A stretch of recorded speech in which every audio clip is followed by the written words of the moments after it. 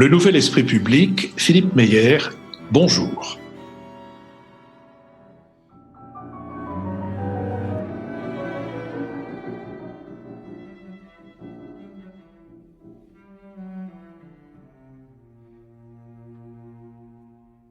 Bonjour, merci de nous avoir rejoints pour ce Nouvel Esprit Public enregistré dans les conditions que vous connaissez et au cours duquel nous allons tenter d'éclairer un aspect de l'actualité, ou plutôt de l'avenir, en nous demandant quoi d'autre pour demain.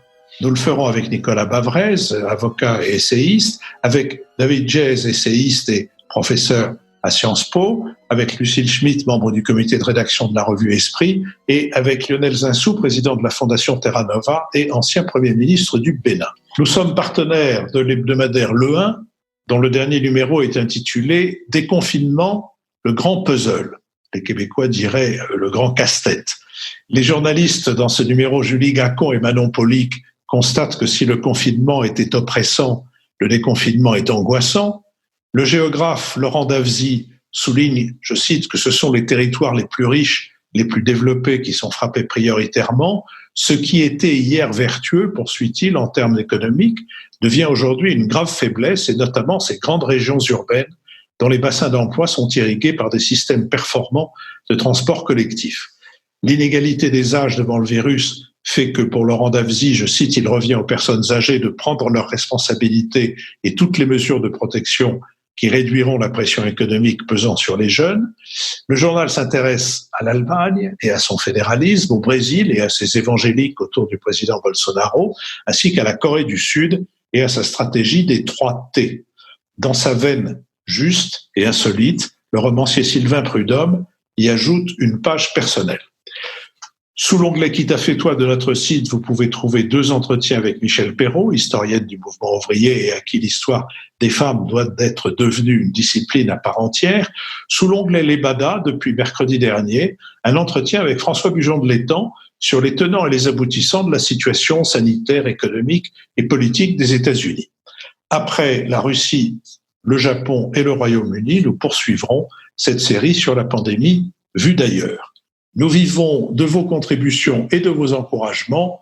Soyez remerciés des unes et des autres. Demain donc, quoi d'autre ? 8 semaines après le confinement, on assiste à la multiplication des propositions pour la reprise. Beaucoup ont une tonalité écologiste et solidaire, et 66 parlementaires issus de plusieurs groupes ont lancé une consultation citoyenne le jour d'après, dont les résultats ont été publiés le 13 mai. Ils rejoignent ceux d'une étude de Via Voice pour Libération, publiée fin mars, sont appelés de leur vœu par 70 à 85% des sondés la souveraineté collective nationale et européenne, le dépassement de la société de marché et la défense des biens communs. Depuis le début de la pandémie, l'État joue un rôle d'amortisseur majeur, comme l'a noté le gouverneur de la Banque de France, qui poursuit l'intervention publique massive à absorber au moins les 2/3 du choc et réduit d'autant son impact pour les ménages et les entreprises. Pour assurer la sauvegarde de l'emploi, le soutien public se monte à 26 milliards d'euros. Il a permis à près de 6 salariés du privé sur 10, c'est-à-dire à plus de 12 millions de Français, de bénéficier de l'allocation d'activité partielle. Le patron du MEDEF demande à l'État la prolongation de ce dispositif. La CGT réclame une augmentation des rémunérations des professions les plus modestes. Le secrétaire général de la CFDT estime, je cite, qu'il faudra redistribuer les richesses et il propose de créer un impôt exceptionnel sur des entreprises liées à des secteurs qui n'ont pas été impactés par la crise, voire qui ont réalisé des bénéfices. Ce rôle central de l'État est soumis à plusieurs questions. Sylvain Faure, l'ancienne plume du président de la République, remarque qu'en Europe, l'effort allemand est largement venu de la société civile, c'est-à-dire des entreprises, des hôpitaux, des citoyens qui n'ont pas attendu les consignes de l'État pour agir. L'Allemagne a en outre bénéficié de l'adaptabilité supérieure que lui donne son organisation fédérale, alors qu'en France, l'administration centrale a, selon Sylvain Faure, un peu trop gardé la main. C'est la pétrification de cette administration que d'autres voix mettent en cause, et le président de la République, qui affirmait le 13 avril la nécessité de sortir des sentiers battus des idéologies et de se réinventer, s'est entretenu jeudi avec les prestigieux signataires d'une tribune publiée par Le Figaro sous le titre « Libérons l'hôpital du fléau bureaucratique. Sur cette question, Nicolas Bavrez. Il me semble que nous n'avons toujours pas vraiment pris la mesure de cet événement et de cette crise. On continue à faire comme s'il était finalement temporaire et qu'on allait très vite retrouver l'avant-coronavirus vers la fin de l'année 2020 ou le début de l'année 2021. Et je crois qu'on se trompe tout à fait. Depuis le début du XXIe siècle, on a eu 3 grands chocs. 2001, et ensuite les guerres s'enchaînent. 2008, le krach financier. Et maintenant, 2020, le coronavirus. Et cette crise, je crois vraiment, est la pire. Et c'est vraiment une crise historique avec des effets considérables. Donc, l'Asie, incontestablement, s'en sort plutôt renforcée. L'Occident, très affaibli. L'Europe est en très mauvaise position par le nombre des victimes et par l'économie. La zone euro va voir sa production diminuer de 8%, le chômage remonter très fortement, la dette publique atteindre 103% du PIB. Et au sein de la zone euro, la France est particulièrement vulnérable. Le recul du PIB va atteindre 11 à 12%. Le chômage sera de 10,5 à 12% d'ici à la fin de l'année. Et la dette publique autour de 120-125% du PIB. Donc, ceci fait que il y a vraiment une heure de vérité aujourd'hui pour la France et pour l'Europe.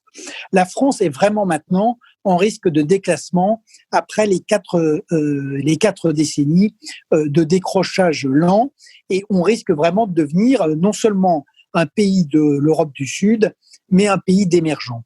Et pour la zone euro, elle peut vraiment maintenant exploser avec d'un côté la dérive économique et financière des pays d'Europe du Sud, Italie, France, Espagne, et par ailleurs, le raidissement des pays d'Europe du Nord. Le grand événement, c'est la décision de la Cour constitutionnelle de Karlsruhe du 5 mai 2020, qui est une décision extrêmement rude puisqu'elle remet en cause les compétences de la BCE, mais également la primauté du droit européen sur les droits nationaux.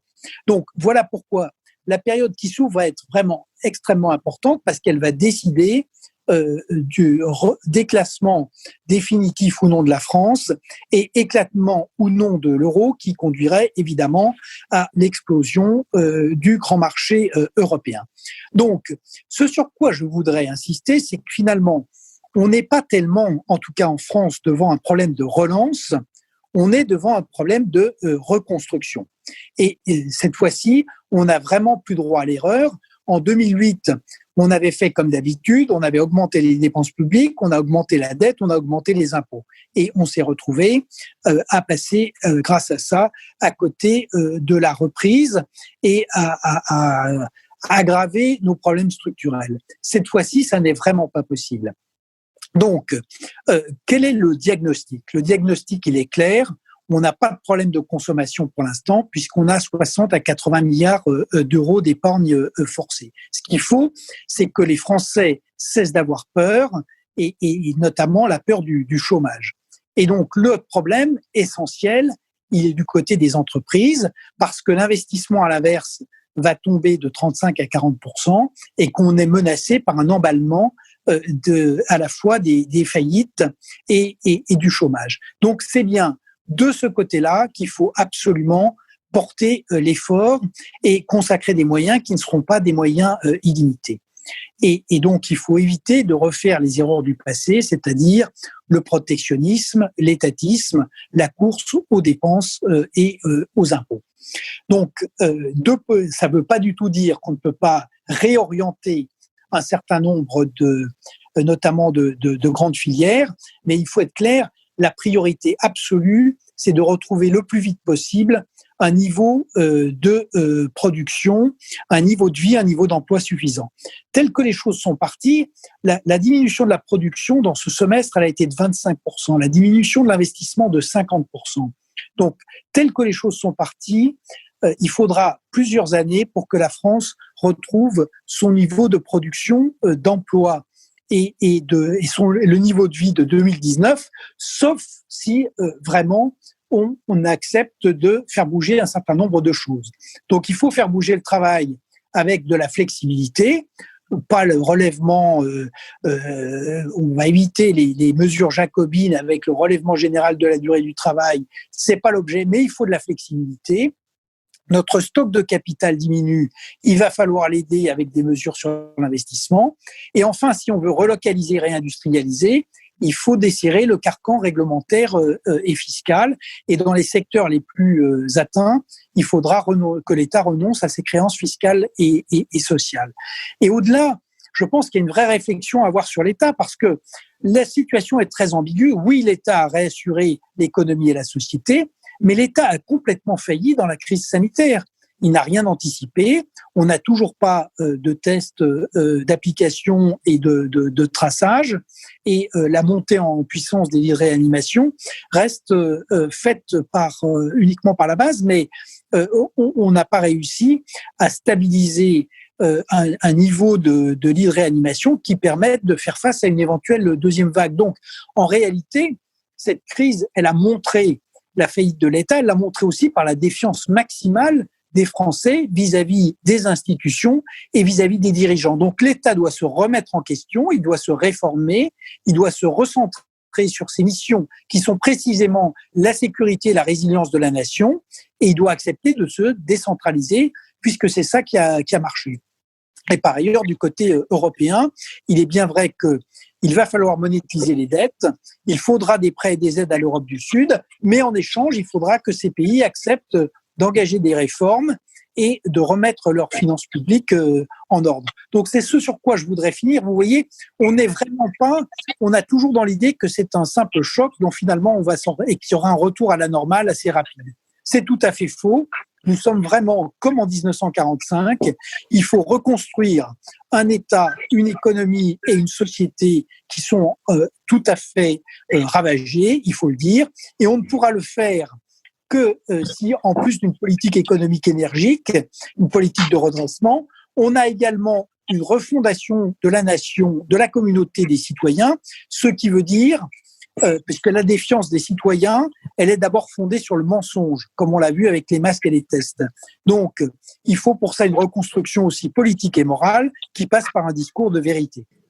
Avant de donner la parole à David Jay, je voudrais dédier à Nicolas Bavrez cette phrase que j'ai trouvée dans un article de François Mauriac du Figaro en janvier 1946, puisque Nicolas vient de parler du redressement de l'après-guerre. Mauriac écrit « Nous avons une fiscalité meurtrière, toute tournée contre le travail et contre la création, à laquelle échapperont d'ailleurs la foule immense des intermédiaires et des habiles, une fiscalité de catoblépas, animal si stupide qu'il dévorait ses propres pattes. » David Jayes. Je ne connaissais pas cette citation de Mauriac, mais elle est effectivement amusante. Je rejoins Nicolas sur le fait que nous sommes face à un véritable défi de civilisation. Et comme le philosophe Spinoza disait, on n'a qu'un corps, je crois qu'on n'a qu'un monde. Il n'y a pas d'arrière-monde. Et c'est pour ça que un certain nombre de ces discours qui sentent d'ailleurs un peu le prêt-à-penser sur le monde d'après me laissent un peu perplexe. Donc tout l'enjeu, c'est de relever ce défi de civilisation alors que le moteur est allumé. Vous savez, c'est Michel Rocard qui disait « La difficulté de la social-démocratie, c'est d'introduire des réformes dans une société et dans une économie qui sont des corps vivants, comme le moteur d'une voiture est allumé. » Donc, il va tout de même falloir introduire des changements majeurs, des changements significatifs. Et pour ce faire, il faudra retrouver le goût et le sens de la planification et du long terme. Ce ne sont pas des gros mots. L'action de long terme. Dans un monde d'incertitude où on ne sait pas de quoi demain sera fait, on ne sait pas s'il y aura une deuxième, une troisième vague, c'est d'autant plus difficile.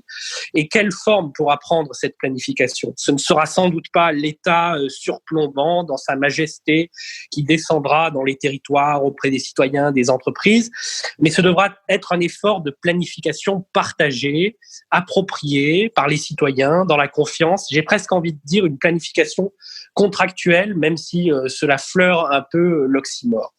Alors, il y a un certain nombre d'opportunités qui s'ouvrent. Regardez le nombre de secteurs qui sont sinistrés aujourd'hui. On annonce des plans de soutien et en même temps, ces plans de soutien, ils sont l'occasion de changements fondamentaux, de réorientation, de changements de braquet. C'est le cas, par exemple, du tourisme. Hélas, le tourisme, l'hôtellerie va subir un choc absolument terrible et il est probable que ce soit le secteur qui sera déconfiné, si j'ose dire, le plus tardivement. Mais il est possible d'introduire des changements à même les plans de soutien que l'on annonce à ces secteurs. C'est ce qu'a fait d'ailleurs la Caisse des dépôts avec le soutien du ministère des Finances.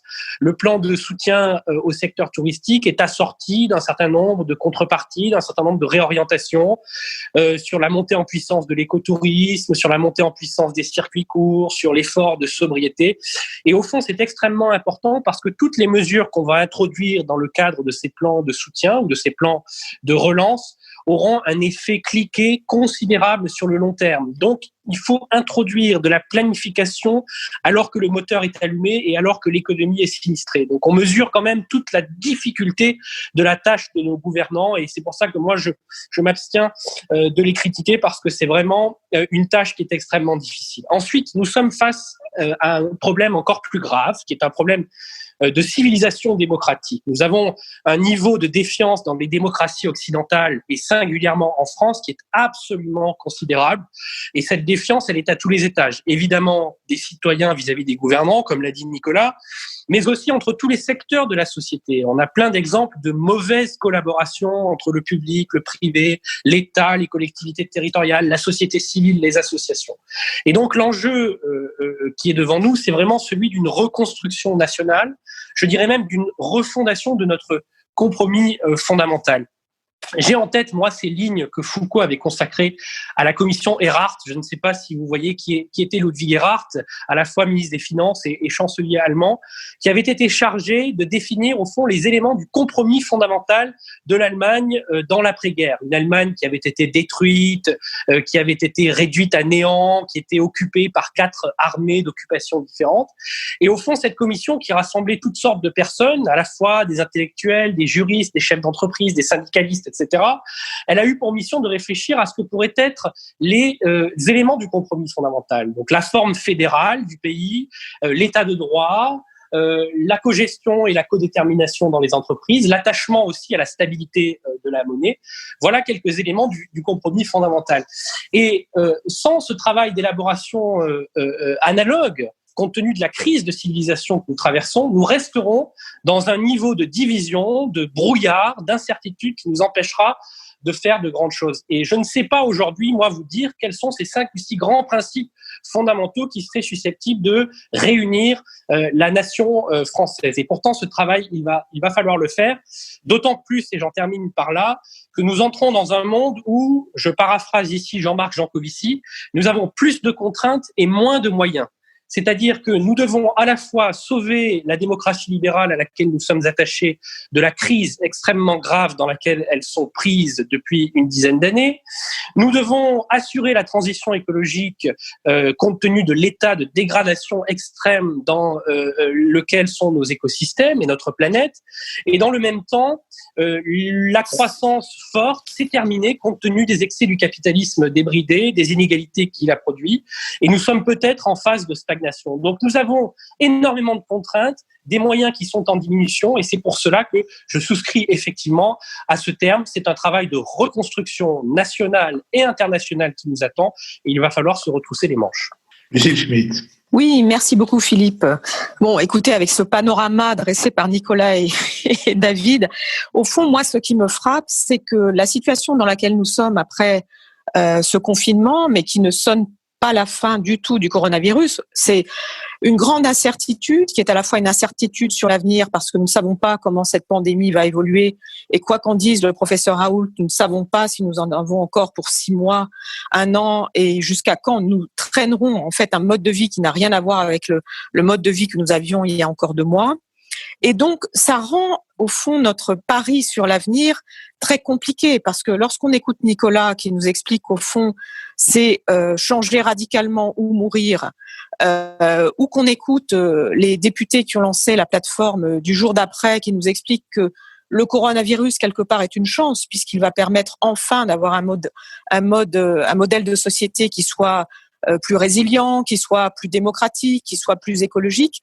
Nous ne savons plus très bien ou donner de la tête et nous ne savons plus très bien si ce qui nous menace, c'est la mort ou la renaissance. Donc ça, je pense que c'est un point essentiel parce que cela éclaire les choses sur le fait que, certes, les données économiques sont têtues, et nous allons vivre un moment de récession. Nous vivons déjà un moment de récession, mais par ailleurs, la question psychologique, la question de la confiance sur laquelle David vient d'assister est aussi une question fondamentale pour cette relance, ou en tout cas cette reconstruction, plutôt, comme le disait Nicolas, cette reconstruction sociale et économique que nous devons mener.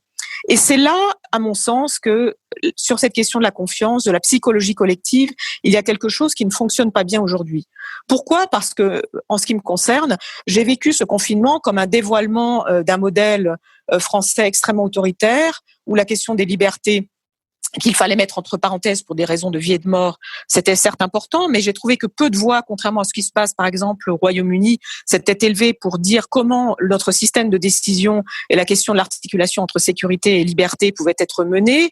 Et à l'heure du déconfinement, au moment où il faut commencer, comme ça a été rappelé, le partage des responsabilités entre l'État, les collectivités locales et redonner de l'importance aux acteurs privés et plus largement à l'ensemble de la société civile, cette question du modèle de confinement et de la façon dont il peut ou pas s'articuler avec un déconfinement où là on dit qu'on décentralise, on déconcentre et on redonne de l'initiative ne fonctionne pas. Je crois que la peur reste là. La question de la responsabilité prise par les uns ou les autres, par exemple, est très et la frilosité lorsqu'il s'agit de rouvrir les écoles, les crèches, les services publics, de retrouver de la liberté dans l'espace est aujourd'hui extrêmement présente. Et cette question d'absence de culture, de confiance, de défiance créée sans doute par un État très autoritaire me semble être un élément fondamental qui empêche, qui résiste par rapport à cette question de la reconstruction et de la relance de court terme qu'implique la reconstruction. Parce que je pense qu'il faut quand même articuler l'idée de relancer le modèle productif, l'économie, la société, avec la question de la reconstruction. On ne reconstruit pas, comme l'a rappelé David, si le moteur tourne, là il tournait à très bas régime, il faut quand même le faire tourner à un régime un petit peu plus élevé pour que ça recommence. Je voudrais aussi insister sur cette question de contradiction qui apparaît autour de la question écologique, qui me semble très importante. Ce qui est clair, c'est que avant le confinement et avant l'irruption de cette pandémie, l'écologie gagnait beaucoup de terrain dans le débat public et au sein même du monde politique. On peut dire d'ailleurs qu'au premier tour des élections municipales, il y a eu un frémissement vert. Mais aujourd'hui, le lien entre la pandémie et cette question écologique est fait de manière assez systématique, avec l'idée qu'au fond, cette pandémie, ça peut être la nature qui se venge, qu'en tout cas, ça signifie que nous allons vers la catastrophe, etc. Et je ne crois pas que ce soit la bonne manière de présenter les choses. Il me semble que, évidemment, cette pandémie, ce n'est pas le réchauffement climatique, même si ça signale la difficulté, la déstructuration de certains écosystèmes. Ça signifie l'arrivée en fait de contraintes sanitaires qui sont en fait très peu écologiques. Mais faire le lien entre l'écologie et cette question du confinement et du Covid, c'est évidemment remettre en cause une certaine forme de mondialisation, notre relation avec la Chine, une certaine manière de faire l'Europe, et donc revoir l'ensemble des responsabilités internationales, collectives, des États entre eux. Et donc, c'est au fond enclencher toute une série de nouvelles propositions par rapport à des questions qui étaient déjà là et qui étaient en suspens. Je pense que l'un des intérêts de la période, et en ce sens, moi je ne suis pas aussi profondément pessimiste que Nicolas, c'est qu'elle oblige à avancer des réponses peut-être plus concrètes à des questions qui étaient laissées en suspens parce qu'elles apparaissaient à la fois trop importantes, trop dérangeantes et remettaient en cause une hiérarchie et un rapport de force qui était de mettre l'économie avant un certain nombre de questions d'ordre plus philosophique, d'ordre plus social et d'ordre plus écologique. Donc à partir de là, moi je trouve que par exemple lorsqu'on entend Bruno Le Maire nous expliquer qu'Air France pourrait devenir la première compagnie environnementale et qu'on va conditionner les aides de l'État à cela, ou qu'on en parle également de la reconversion du secteur automobile, je trouve que c'est des choses qui pour l'instant sont de l'ordre du discours, mais qui en tout cas montrent qu'il y a une espèce de manière de penser les choses un peu autrement, qui doit être saluée. La question qui est posée directement par rapport à ça, c'est est-ce que ce n'est pas un discours au fond tenu du haut, perché par rapport à la réalité des inégalités sociales et du chômage. Ça a été rappelé par Nicolas qui va nous arriver, enfin qui est déjà là. Il y a eu un édredon, il y a eu une protection sociale, mais elle ne pourra plus tenir d'ici quelques semaines. Comment les choses vont-elles se passer et comment faire en sorte que les inégalités sociales révélées par la crise, accentuées par la crise, ne soient pas victime par ailleurs de cette espèce d'agitation, de floraison de nouvelles propositions, mais portées par des personnes qui sont elles-mêmes protégées. Le lien entre une société française qui n'est pas protégée et une société française qui est au pouvoir, qui a des privilèges, est-ce que tout ça va pas aussi enclencher un regain des gilets jaunes? C'est aussi de l'esprit gilet jaune, comme on dit aujourd'hui. C'est aussi une des questions qui nous est posée très directement. Lionel Zinsou. Eh bien, pour une fois, je vais être du même avis que Nicolas, et je crois qu'on est effectivement dans un après-guerre. Alors, ça a été une guerre éclair, mais on a effectivement à relever pas mal de ruines, parce que perdre en 3 mois entre 7 et 12% de la richesse nationale d'un pays, c'est-à-dire effacer une partie du revenu des ménages, manifestement tous les profits des entreprises, ça suppose un relèvement assez exceptionnel et qui ne peut pas se faire à l'identique du monde passé. Alors ça a été difficile, les rationnements ont duré jusqu'en 1948, le constat de François Mauriac n'était pas immédiatement après la guerre très très positif, etc. Mais au total, comme Nicolas l'a montré dans ses ouvrages, il s'est quand même ouvert une période où du redressement des ruines, au fond, s'est installée une période de 30 glorieuses. Et donc, il y a au fond un précédent qui est relativement positif. Il y a des nations qui trouvent le moyen de réussir les après-guerres, et la France a été parmi ces pays. Alors, je voudrais dire qu'il y a quand même quelques éléments de force et pas simplement des faiblesses. Je crois notamment du point de vue des valeurs, il y a quand même beaucoup de valeurs que cette crise a vraiment mises en avant. D'abord, les solidarités, parce que vous insistez beaucoup tous sur la défiance vis-à-vis du politique. Mais le politique va devenir un tout petit peu moins important maintenant qu'on est déconfiné, que l'initiative repart et est reprise par des acteurs plus décentralisés de la société civile, les entreprises, les associations qui vont avoir un rôle déterminant pour faire survivre le système dans les mois qui viennent et ensuite pour le repenser. Et quand vous regardez le sondage Cevipof Sciences Po qui fait le bilan de la confiance, oui, c'est vrai, il n'y a pas de confiance vis-à-vis des acteurs politiques, mais il y a une confiance des Français entre eux. Ils sont, au fond, ils ont confiance en eux-mêmes à un niveau très très élevé, en leur famille, en leurs voisins, et même, ce qui était un peu une surprise, très majoritairement, même dans les étrangers, et jusqu'à un certain point, même chez les gens qui ne connaissent pas encore. Ça, c'était très frappant, le contraste par rapport à la défiance du politique. Et on a vu beaucoup de gestes de solidarité pendant la crise. On est toujours en crise, mais pendant la phase la plus aiguë de la crise. D'autre part, on a quand même des partenaires sociaux responsables. On n'est pas simplement dans l'éclatement ou sous l'empire d'une CGT qui est décidée à faire en sorte qu'on reprenne le plus difficilement possible en mettant en cause la responsabilité pénale des chefs d'entreprise, etc., etc.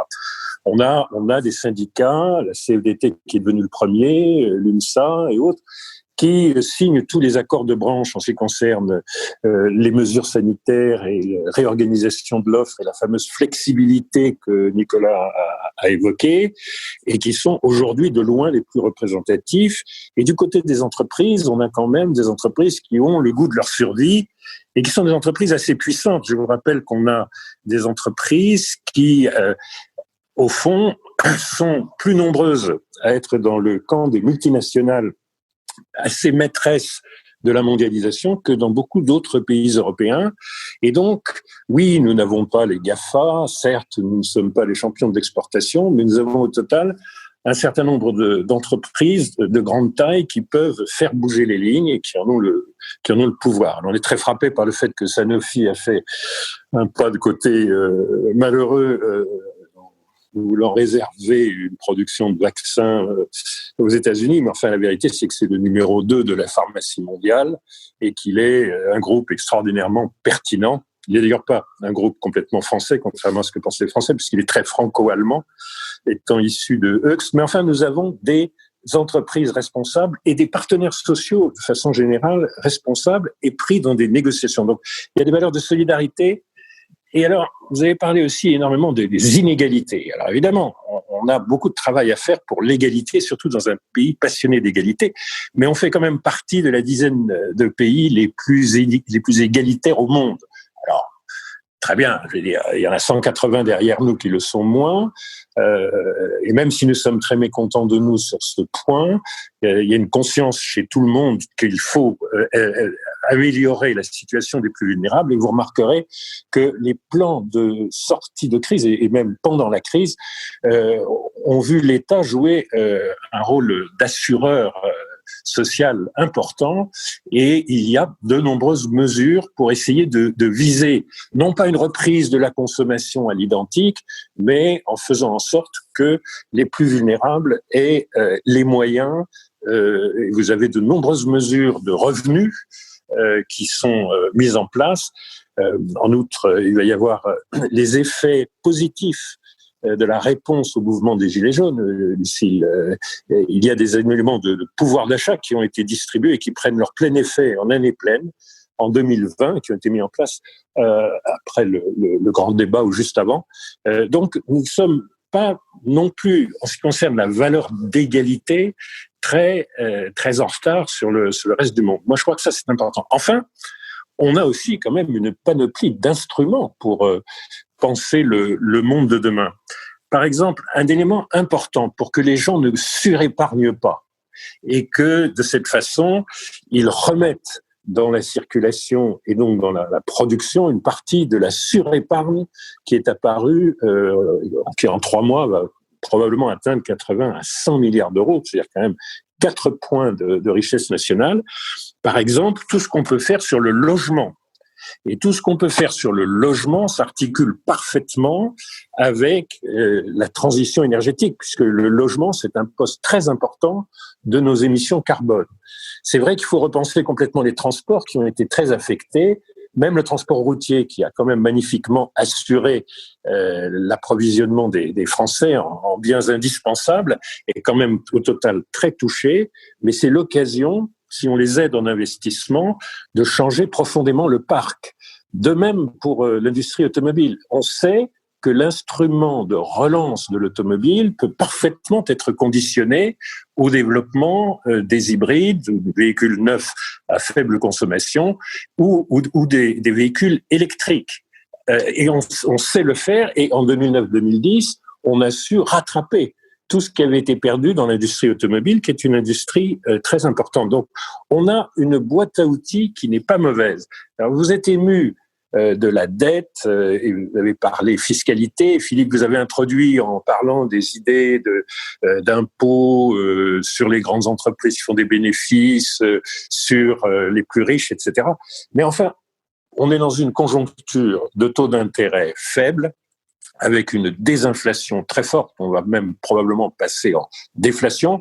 Il n'y a donc pas beaucoup d'inquiétude sur les taux d'intérêt, et donc la dette qu'on va contracter, parce qu'elle est nécessaire non seulement au secours d'aujourd'hui, mais à la reprise de demain, cette dette, elle est heureusement légère pendant probablement encore 2 ou 3 ans, et une partie est monétisée, c'est-à-dire que cette partie-là, elle ne sera pas véritablement à rembourser, et donc on ne va pas se livrer à l'erreur majeure de 2010, qui a été en Europe d'installer une politique d'austérité qui a en réalité bridé la reprise.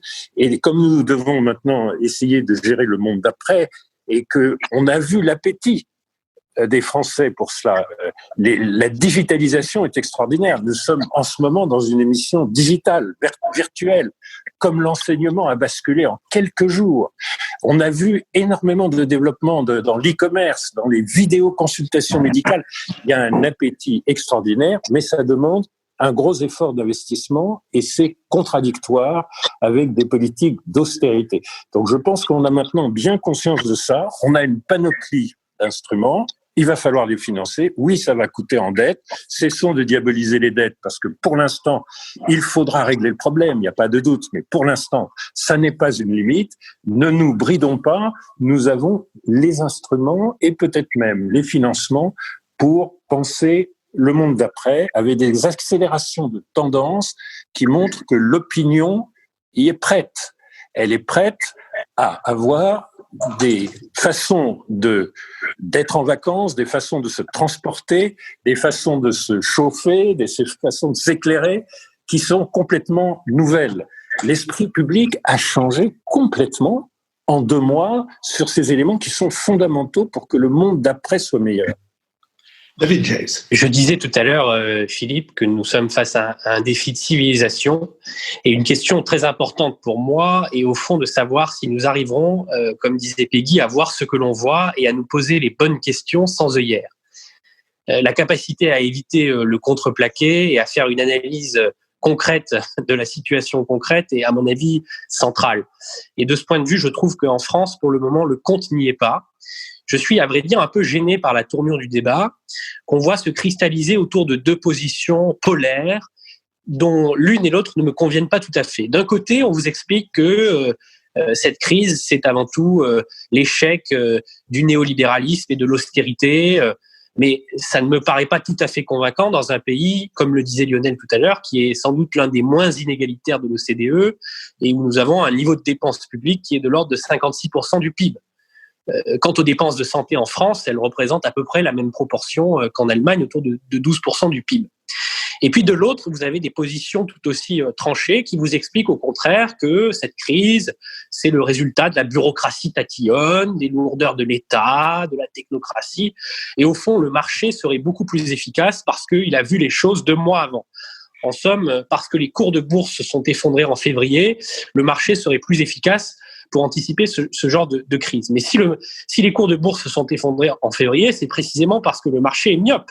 Il panique 1 ou 2 mois avant la crise et c'est effectivement une faute de résilience de la puissance publique de ne pas avoir suffisamment préparé dans tous les pays occidentaux la survenue de cette crise, ce genre de préparation devant être fait souvent 10 ans avant.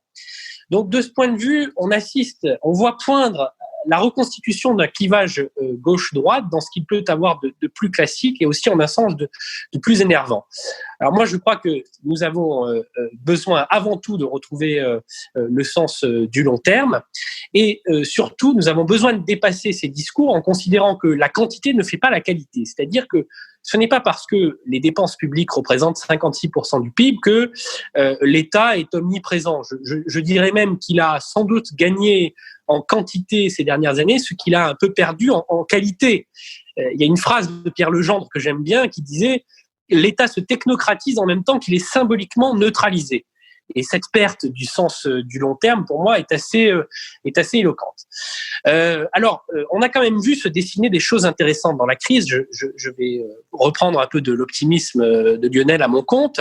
Les laboratoires publics, les laboratoires privés, les laboratoires vétérinaires pour la politique de test se sont mis à travailler ensemble. On a assisté aussi à des décloisonnements intéressants entre l'hôpital public, les cliniques privées et la médecine de ville. Et comme effectivement nous vivons de grands bouleversements, ces nouvelles synergies, ces nouvelles complémentarités pourraient demain devenir la règle. En Île-de-France, on a quand même réussi à armer en 3 ou 4 jours 1000 lits de réanimation supplémentaires et ce, avec la collaboration des cliniques privées. Donc, il ne faut pas non plus tomber dans l'autoflagellation. La position raisonnable qu'il faut, à mon sens, construire, c'est au fond, dans ce débat entre les tenants d'un pilotage par l'économie, qui considèrent que le marché est le meilleur coordinateur, et les tenants à l'inverse d'un retour de la politique en majesté, il y a quelque chose qu'on oublie, je crois, qu'on oublie trop souvent, c'est le social, c'est la société civile. Et de ce point de vue, et je terminerai sur ça, nous avons un véritable sujet de cohésion sociale qui se posera à l'issue de cette crise. D'abord parce qu'elle a été la révélatrice d'un certain nombre d'inégalités. Le monde du travail s'est tout de même trouvé partagé assez brutalement en deux. D'un côté, les manipulateurs de symboles, pour parler comme Robert Reich, qui peuvent télétravailler, et puis de l'autre, les travailleurs dont la présence physique n'est pas négociable, ce qui risque de laisser des traces durables sur le contrat social. Donc, il va falloir qu'on travaille la cohésion sociale, qu'on repense aussi les rapports collectifs du travail. Et puis, la fragilisation économique ne va pas toucher tout le monde de la même manière. Ce sont tout de même les métiers d'employés et d'ouvriers, mais singulièrement d'employés dans les services, qui sont souvent peu qualifiés, qui vont être les plus durement touchés. Donc, il faut aussi, dans ce domaine-là, qu'on prépare le coup d'après. Oui, je crois que ce qui est très intéressant dans ce qu'ont dit Lionel et David, c'est que sur cette question de l'idéal égalitaire qui fait partie, enfin qui est le fondement de notre culture politique en France, je crois qu'il n'y a pas de renoncement à avoir. Et quelque part, effectivement, en France, la quête de plus d'égalité s'accompagne du fait que les inégalités sont toujours là et qu'il y a un sujet d'ailleurs par rapport à la mobilité sociale. Comment est-ce qu'on fait par rapport à cette question de l'idéal égalitaire qui repose quelque part sur l'idée qu'il faudra toujours des inégalités. Mais en tout cas, ne renonçons pas à cet idéal égalitaire, comparons-nous aux autres, mais sachons aussi lutter contre ces inégalités que la crise, je ne sais pas s'il faut l'appeler crise d'ailleurs, mais en tout cas, le confinement et la répartition des tâches par rapport au travail pendant le confinement dû au coronavirus a accentué certaines inégalités, a rendu plus visible l'exposition de certains. Alors moi, il me semble que, comme le dit d'ailleurs David, le sujet, c'est que chacun propose son scénario, et effectivement, il y a deux grands camps, mais que l'articulation entre l'économie, la démocratie, l'écologie et le rôle des acteurs, aujourd'hui, n'est pas forcément faite avec l'idée qu'il faudra faire des compromis. Moi, il me semble que l'une des difficultés de cette période, c'est que chacun y va de sa petite proposition sur l'après-crise, en fonction de la manière dont il défendait déjà certaines idées avant. D'ailleurs, il n'y a pas de consensus entre économistes, bien sûr, il n'y a pas de consensus entre acteurs économiques, entre entrepreneurs, entre banquiers, ni entre écologistes. Et se multiplient les plateformes dites démocratiques où un certain nombre de propositions fleurissent, il y en a des centaines.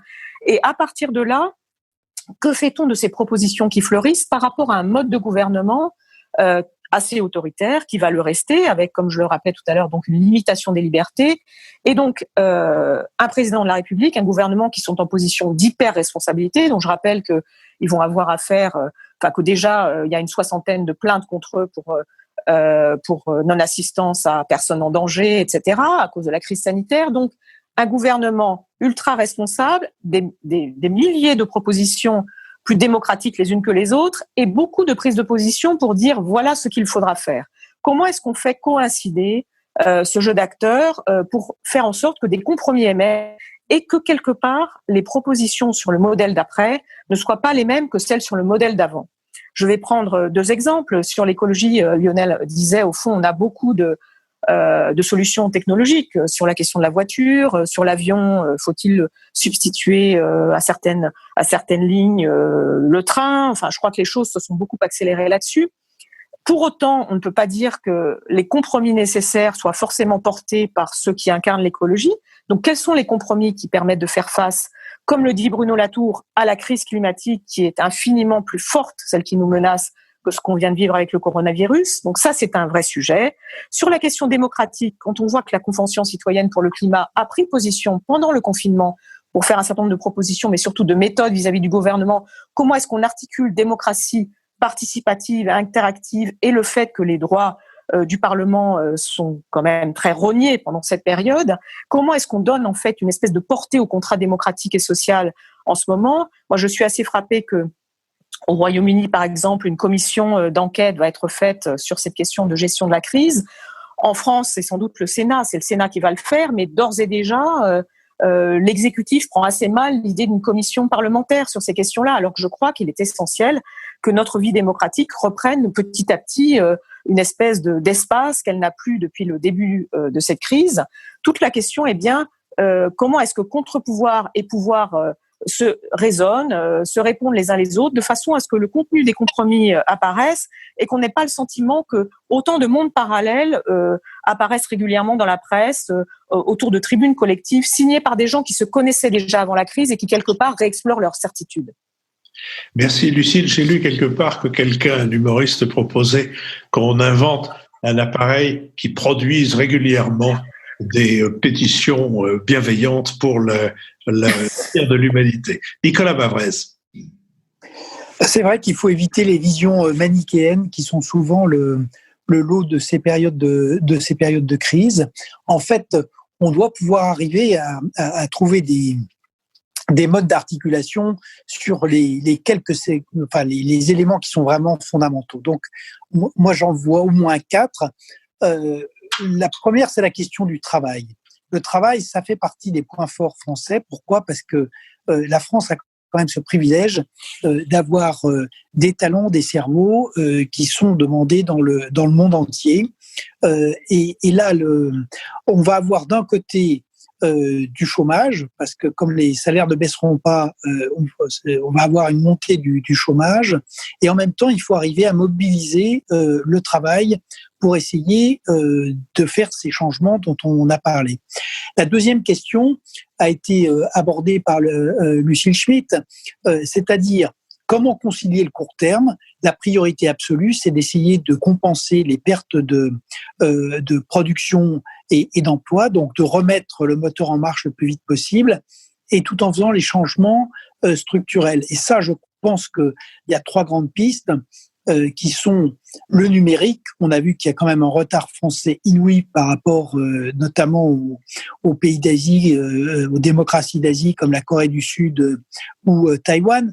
Un retard non seulement dans les installations, dans les services, mais surtout dans l'éducation de la population. Donc le numérique, évidemment, la lutte contre le réchauffement climatique, la transition écologique, et puis la résilience de la nation et des entreprises. Ce sont ces 3 pistes qu'il faut injecter dans les plans de soutien. Sur l'État, ça a été dit, l'idée du pilotage par le Gosplan, je crois que ça n'a aucune chance de fonctionner et que là, il faudra de l'éclairage de long terme, mais il faudra aussi laisser à la société et aux citoyens le maximum de capacité de manœuvre, parce que ce qui a marché dans cette crise, ça n'est pas du tout l'État gestionnaire de crise qui a failli. Ce qui a marché, il a mieux réussi dans la réassurance économique, mais dans la gestion de la crise sanitaire, il a complètement failli. Et donc, c'est bien les initiatives locales, y compris d'ailleurs les collectivités locales, qui ont eu une bien meilleure réponse. Et le quatrième domaine clé, c'est qu'est-ce qu'on veut faire de l'Europe ? Parce que j'y reviens, la zone euro, elle est quand même maintenant en très grand danger entre la dérive de l'Europe du Sud et puis la décision de la Cour de Karlsruhe. Et là encore, je crois qu'il faut être très clair, il n'y a pas de possibilité de maintenir ni le niveau de vie des Français, ni une protection et un degré de sécurité fort à l'intérieur des frontières nationales et avec simplement des entreprises qui travaillent pour 67 millions de Français. Donc, et là aussi, il y a une piste de réordonnancement, puisque le meilleur service qu'on puisse rendre à la zone euro et à l'Europe, c'est de remettre la France d'aplomb. Et pour ça, c'est bien vrai que le grand péril, c'est ce discours de peur qui a été instillé par l'État partout et dans le cœur et l'esprit des Français. Et quand on instille la peur, eh bien, on ouvre un vaste espace pour la violence. C'est ce qu'il faut désarmer aujourd'hui. Et la seule manière de le désarmer, c'est effectivement de remettre en route la démocratie avec ses contre-pouvoirs, avec une vie politique des gouvernants qui présentent un projet de reconstruction et des opposants qui éventuellement font des propositions alternatives, qui critiquent et qui font leur métier d'opposants.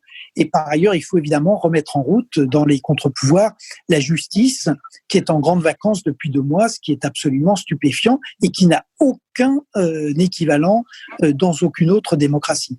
Lionel Zinsou. Oui, alors, moi je crois qu'il faut qu'on ne passe pas sous silence le fait qu'il y a quand même une révolution en cours, et c'est le fait que les citoyens vont sortir, une fois qu'on aura résolu les problèmes de liberté, suspendu les mesures d'état d'urgence, évidemment, mais les citoyens sont en train de prendre le pouvoir sur le politique. Vous allez voir que cette reprise, elle est préparée par les travailleurs qui veulent travailler, par les chefs d'entreprise qui veulent sauver les entreprises. Mais ce qui m'a frappé dans les études d'opinion, c'est que même s'il n'y a plus que 30 ou 33% des Français qui font confiance à leurs dirigeants politiques, il y a quand même 79% des Français qui sont sûrs d'avoir les solutions.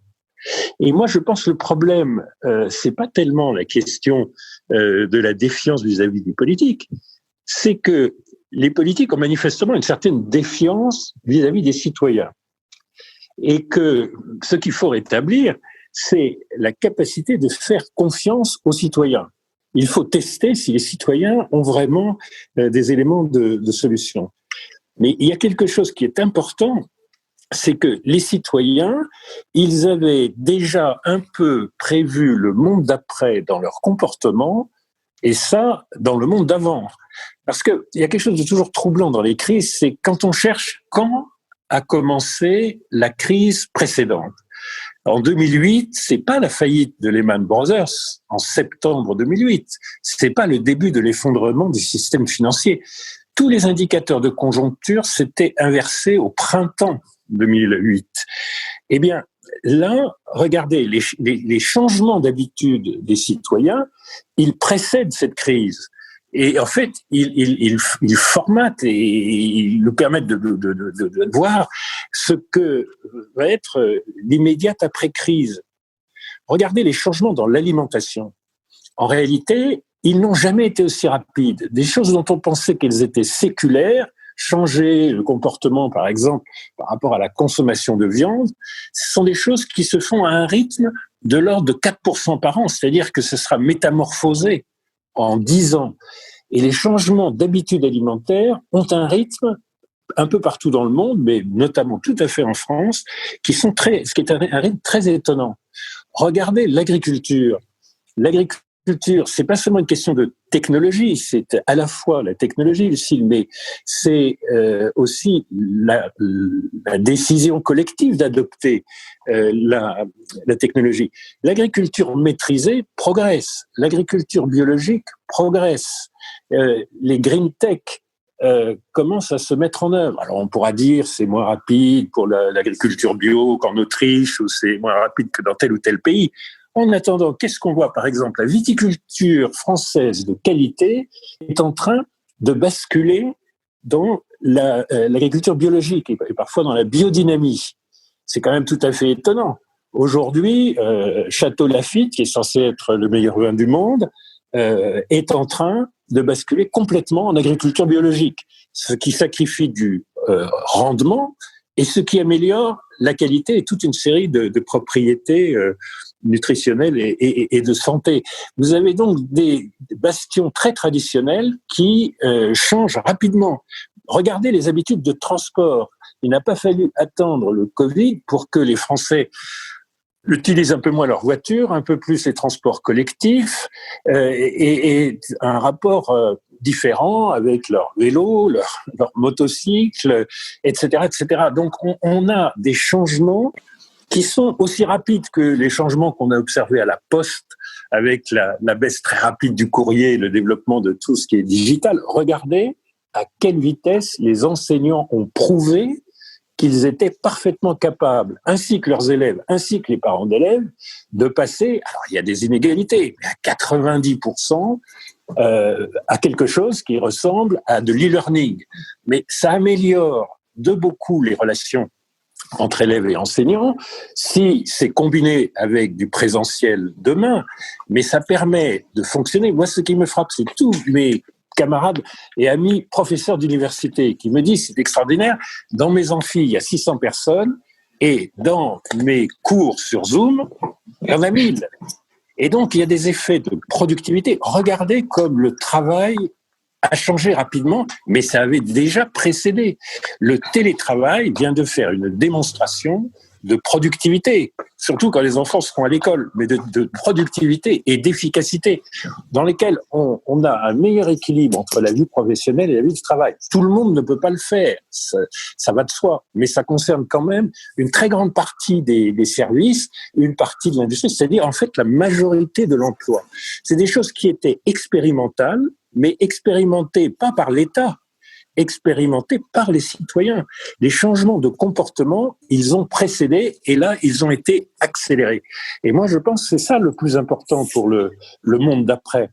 c'est que la défiance vis-à-vis du politique, qui a l'air de vous occuper énormément, moi je la trouve pas extrêmement grave et je la trouve par ailleurs assez justifiée.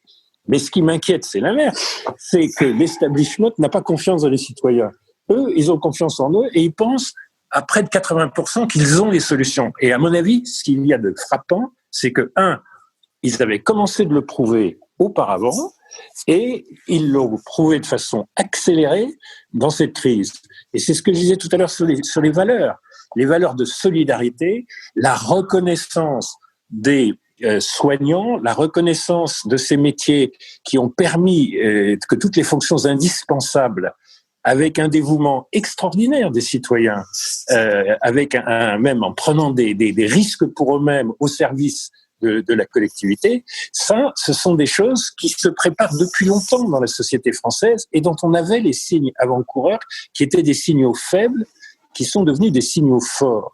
Merci. Lucille Smith. Oui, en 2 mots. Moi, d'abord, je suis d'accord avec Lionel, il y a des citoyens très solidaires. Après, cette vision du citoyen, je crois qu'ils sont pas du tout unanimes. Et d'ailleurs, pendant cette crise, on a vu à la fois des réflexes de solidarité et puis on a vu le pire. C'est-à-dire que moi, je discutais avec certains élus locaux. Ils ont vu aussi des lettres de délation parce que des voisins avaient envoyé carrément au maire des lettres disant « Regardez, ils se sont tenus la main où ils étaient 10 dans l'appartement, alors que c'était une famille de 10. » Donc, en fait, les citoyens, ils sont comme les responsables politiques, ils ne sont pas unanimes et chez eux, on peut trouver le meilleur et parfois aussi le pire.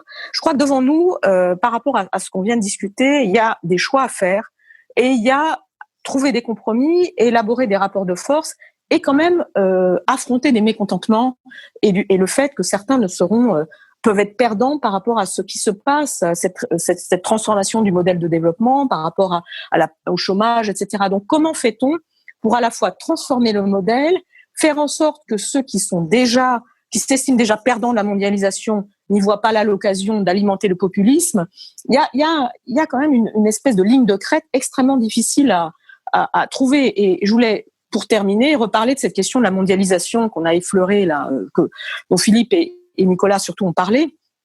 Ce qui se passe, c'est qu'on a découvert que la mondialisation, c'était aussi le règne de la nation. La Chine a berné le monde entier par rapport au coronavirus en termes de délai, de pression sur l'OMS, etc. Donc, on n'a pas de gouvernance internationale adaptée par rapport aux crises qui nous attendent, crise sanitaire, crise climatique, etc. Et si nous voulons faire en sorte que les démocraties fonctionnent mieux, on a retrouvé ce cadre démocratique international. Là-dessus, l'Europe a un rôle, mais pour l'instant, c'est pas très encourageant. Comment est-ce qu'on fait pour à la fois vivre la démocratie et une meilleure régulation économique, parce que c'est ça le sujet, c'est une régulation économique qu'il faut trouver, et organiser une mondialisation de façon à ce que les choses ne bénéficient pas au populisme par rapport aux grandes échéances électorales qui nous attendent en France, et notamment par rapport à la présidentielle de 2022. Je crois que là, c'est aussi peut-être là-dessus qu'il faut conclure, c'est que va faire Emmanuel Macron et surtout que vont faire l'ensemble des acteurs démocratiques. C'est en ce sens que c'est important de regarder le champ politique, me semble-t-il. David Chase. Puisque Nicolas Bavret s'est essayé à l'exercice prospectif en indiquant quelques-uns des éléments fondamentaux qui pourraient être au cœur de ce nouveau compromis national, je vais m'y livrer aussi avec une petite liste à l'après-vert. Je crois que il y a d'abord l'État garant du long terme. Il y a aussi la préservation de la nature comme bien commun. Il y a la collaboration et la confiance entre acteurs privés et publics. Il y a l'attachement au multilatéralisme, qui est une force de la France aussi. Et puis, il y a l'amour de l'industrie. Il faut aimer l'industrie. Il faut sortir de ces slogans qui ont dominé la technocratie et les élites françaises pendant 30 ans, comme celui de Serge Tchourouk, qui prophétisait par exemple l'entreprise sans usine. Mais au-delà de ces mots, je pense qu'il est urgent de bâtir un véritable plan de renaissance productive. Notre modèle productif est entièrement à réinventer. Il ne pourra pas être aussi libéral, court-termiste et polluant qu'il ne l'était avant la crise. Et pour ce faire, on aura besoin d'investissements massifs dans les lesquelles la puissance publique, que ce soit l'État, l'Union européenne, ses institutions financières, seront indispensables. Mais vraiment, j'insiste sur ce sens du long terme. Regardez, si la Silicon Valley est devenue à ce point une réussite remarquable sur le plan technologique et industriel, c'est parce que, justement, on a réussi à construire des synergies entre acteurs. La Silicon Valley, c'est pas des docteurs cosinus dans leur garage, contrairement à ce qu'on a raconté, mais c'est une action volontariste de l'État fédéral, de la Californie, du DARPA, du Pentagone, de la NASA, et évidemment un écosystème de recherche autour de Stanford, des fonds d'investissement, du capital risque. Donc l'industrie, le pacte productif à réinventer ne pourra pas être décorrélé de l'innovation et de la recherche, sinon on sera juste dans l'imitation. Et l'innovation de rupture, par principe, on ne sait pas exactement ni où ni quand elle va survenir. En revanche, on peut s'y préparer, on peut la préparer. Et si on ne la prépare pas, on peut être sûr qu'elle ne surviendra jamais. Donc les grands domaines dans lesquels il va falloir s'armer, je pense qu'ils sont assez consensuels aujourd'hui. C'est les batteries électriques, par exemple, l'hydrogène, la robotique médicale ou encore le numérique éducatif dont a parlé Lionel. Et en France, il y a un certain nombre de petites entreprises très dynamiques dans ce domaine, mais qui doivent aujourd'hui passer à l'échelle. Je voudrais dire un dernier mot aussi sur l'inquiétude européenne à la suite de la décision de la Cour constitutionnelle fédérale de Karlsruhe, en adoptant une perspective d'ailleurs un peu à contre-courant de ce qu'on entend beaucoup ces derniers jours. Sans doute, cette décision est-elle critiquable à maints égards, notamment sur le raisonnement économique qui est appliqué. Ils ont choisi des économistes de manière assez sélective pour leurs auditions. Mais il me semble que cette décision met le doigt sur au moins deux choses importantes et cruciales pour l'avenir de l'Union européenne et du continent. D'abord, l'ambiguïté constructive qui avait prévalu jusqu'à présent de savoir si le droit européen prime le droit national, me semble-t-il, a été liquidée brutalement puisque la Cour de Karlsruhe a décidé de s'exonérer de la jurisprudence de la CJUE, de la Cour de Luxembourg. Donc là, on est dans une réaffirmation sans ambages de la primauté du droit constitutionnel national sur le droit européen et il faudra en tirer les conséquences, ou en tout cas y réfléchir. L'autre sujet, c'est que cette décision met le doigt sur l'action de la Banque centrale européenne. Une banque centrale européenne indépendante, c'est bien sans doute en temps ordinaire, par temps calme, avec un simple objectif de stabilité des prix autour de 2% et peu de créativité. Sauf que depuis 2011, nous sommes entrés sur le plan monétaire dans un tout autre monde. Non seulement la Banque centrale, sous l'action de Mario Draghi, a considérablement élargi son bilan, mais elle a multiplié les interventions non conventionnelles, elle s'est octroyée de nouvelles compétences en matière de surveillance macroprudentielle, d'union bancaire, enfin bref, elle ressemble un peu, comme le dit l'économiste Shane Vallée, au titan Atlas qui tient la voûte céleste sur ses épaules.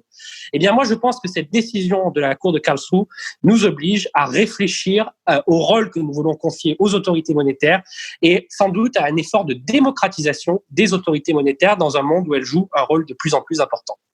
Merci, nous avons largement atteint notre dernière séquence, la séquence des brèves.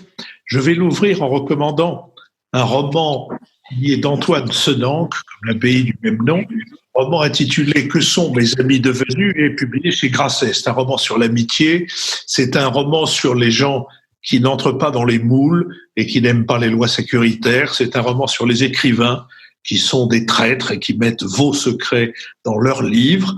C'est un roman sur le grand âge et sur les maisons qui l'hébergent, mais c'est aussi un roman sur les vieillards rétifs, sur ceux qui illustrent cette phrase du biologiste Jean Rostand. Au fond, ce qui vieillit le moins vite, c'est le vieillard. J'aurais pu dire c'est un roman d'humour et d'eau fraîche, mais je mentirais parce qu'on n'y boit pas que de l'eau fraîche. Lucille Schmitt. Oui, merci Philippe. Alors moi, je vais recommander quelque chose d'assez sérieux par rapport à ce que vous venez de dire.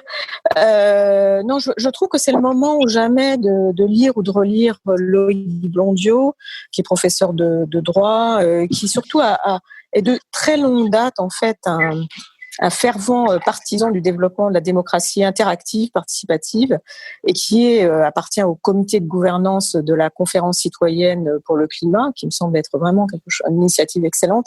Donc il y a beaucoup de choses à lire, mais il y a le nouvel esprit de la démocratie qui date maintenant, qui a été publié en 2008, mais qui déjà expliquait au fond comment il fallait organiser cette vie démocratique qui, justement, par rapport à ce que nous a dit Lionel sur les citoyens, puisse inclure l'ensemble des citoyens. Il y a aussi la démocratie des émotions. Remettre de l'émotion au moment où on parle beaucoup de numérique, ça me semble être très important. Nicolas Bavrez. On a finalement beaucoup parlé, à juste titre, de démocratie et de citoyens dans ce moment où la passion, la quête éperdue de sécurité risque d'emporter la liberté. Et je voulais recommander dans la collection bouquins le livre de Jacqueline de Romilly qui porte bien son nom, Émerveillement, réflexion sur la Grèce antique.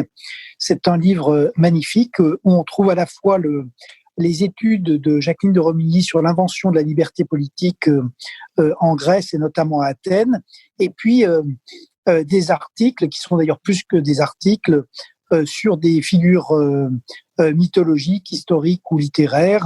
Donc, il y a un essai extraordinaire sur Hector, et puis des essais sur Alcibiade, sur Périclès ou sur Socrate. Dans ces moments où la liberté est donc chahutée, je pense qu'il n'y a pas de meilleur retour aux sources possible qu'avec Jacqueline de Romilly. Lionel Zinsou. Moi, je voudrais attirer votre attention sur le fait qu'il y a un festival d'été qui n'a pas été annulé, qui est un festival de théâtre. Je pense que c'est important d'avoir une pensée pour les intermittents du spectacle, les artistes, parce que le plan pour la culture n'est peut-être pas le plus abouti de tous les plans du gouvernement. Au mois d'août, deuxième moitié d'août, le festival de théâtre Maria Casares, à un moment où on a publié la très belle correspondance entre Maria Casares et Albert Camus, c'est à Alou, dans la Charente, dans le département de la Charente, en Nouvelle-Aquitaine, et c'est un magnifique et très entrepreneurial festival de théâtre. Ça va pas tout à fait remplacer Avignon. La raison pour laquelle il n'a pas été annulé, c'est que d'habitude, il draine quelques centaines de personnes plutôt que quelques milliers par représentation. Mais c'est un exemple, j'espère qu'il y en aura beaucoup pendant l'été, où les artistes recréent et essayent de maintenir leur présence qui est si nécessaire pour les territoires et si nécessaire pour leur métier et si nécessaire pour les publics. Festival Maria Casares de théâtre d'Alou dans la Charente. J'admire le sens de la litote de Lionel qui explique que le plan culturel du gouvernement n'est pas sa plus grande réussite. Je pense qu'en effet, nous ne pouvons expliquer à cette Non, j'ai dit qu'il n'était pas abouti. Il peut toujours aboutir. Oui, c'est probable. David Jays. Eh bien, moi, je fais une recommandation assez sérieuse aussi. Je recommande la lecture des cours de Michel Foucault au Collège de France, qui sont publiés dans la très belle collection Hautes Études, en particulier 2 livres, Naissance de la biopolitique, qui est une archéologie intellectuelle passionnante du néolibéralisme et de l'ordolibéralisme. On y trouvera notamment ce passage sur la commission Erhardt, qui a joué un rôle fondamental dans l'identité de l'Allemagne contemporaine. Et puis, ce cours aussi au titre évocateur, il faut défendre la société. Peut-on encore utiliser la guerre comme modèle du pouvoir politique ? La question est ouverte. Je vous remercie. Je remercie Sophie Jacquin avec qui cette émission a été préparée, Charles de Cilia qui en est l'ingénieur du son, Benoît Carré qui assure entre autres choses le compendium de nos conversations, et puis Nouvelles Écoutes et Julien Neuville. Et je vous dis à la semaine prochaine.